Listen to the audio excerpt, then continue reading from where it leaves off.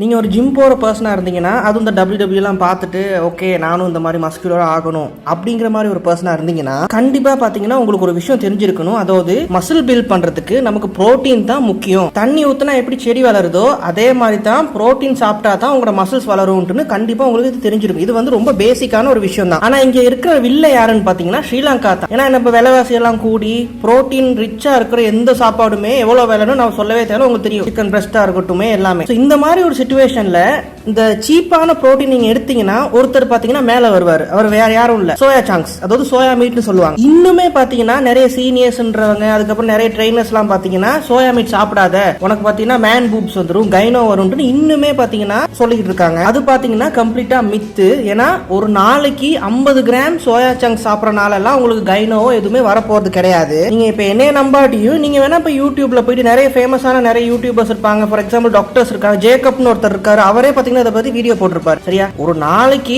50 gram வந்து soya chunks எல்லாம் சாப்பிடறனால உங்களுக்கு வந்து கைனோலாம் வரப்போறது கிடையாது. எந்த ஒரு ரிசர்ச்லயும் பாத்தீங்கன்னா இப்படி ஒரு விஷயம் ப்ரூவ் ஆனது கிடையாது. சோ நீங்க பாத்தீங்கன்னா தாராளமா ஒரு நாளைக்கு 50 கிராம் ஆஃப் சோயா சங்க்ஸ் எடுத்துக்கங்க. கிட்டத்தட்ட பாருங்க, அதுல பாத்தீங்கன்னா 18 கிராம் 19 கிராம் கிட்ட புரோட்டீன் கிடைக்குது. சோ பட்ஜெட்ல மசில் பில்ட் பண்ணணும், அதுவும் ஸ்ரீலங்கால மசில் பில்ட் பண்ணணும்னா கண்டிப்பா அந்த சோயா சங்க்ஸ் எல்லாம் பாத்தீங்கன்னா டயட்ல இருந்து இக்னோர் பண்ணாதீங்க. இன்னுமே இந்த சோயா சங்க்ஸ் பாத்தீங்கன்னா அது பண்ணும் இது பண்ணும் நினைச்சுக்கிறவங்களுக்கு இந்த வீடியோ கண்டிப்பா ஷேர் பண்ணுங்க.